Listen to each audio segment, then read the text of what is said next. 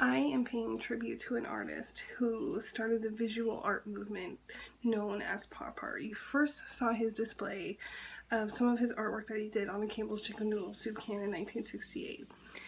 Andy Warhol, who I'm speaking of, he was original. He was his own person. He was his own artist. And one of his famous quotes he said that, a lot of people related to is he said, an artist is someone who produces the things that people don't need to have.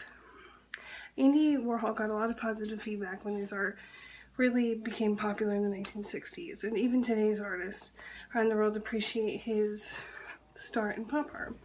And even today, I see it all around the world. People are trying to do the exact same thing as he did, and like I said, he is an icon in these days. And me being an artist that I am, I appreciate him that much more. So we are going to discuss some of his early moments and when he passed away, the start of his successes, and like I said, him being famous in today's artist community. One of the first main points I wanted to talk about is I was researching in at www.biography.com. He lived till February of 1987. He was born in Pittsburgh, Pennsylvania. People who come from a small town like that, not a lot of people give them recognition because a lot of people come from the big cities such as New York. But he did move to New York City, and he wanted to become a commercial artist. And one of his first pieces he ever did, it was in Glamour magazine. And I think any artist, they start off small. They start off small so they can, make their art and successes a lot much bigger. And he, after his start in the Glamour magazine, he started his the pop art movement.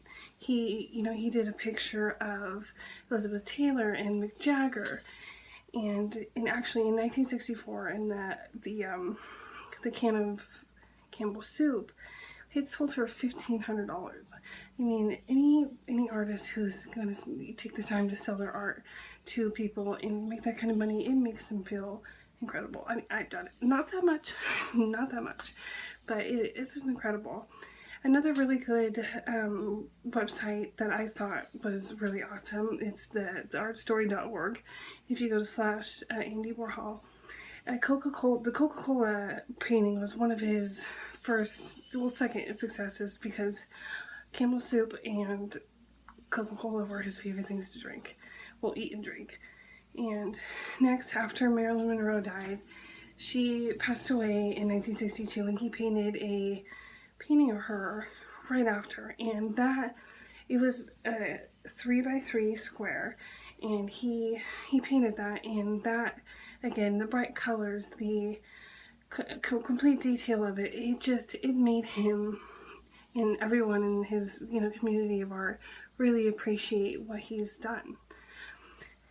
And I think the cool thing about him is, like I said, he started off small. He was a part of a bunch of different types of art. He was, visual arts and production and, little ads in the newspaper. And he was successful in every single way.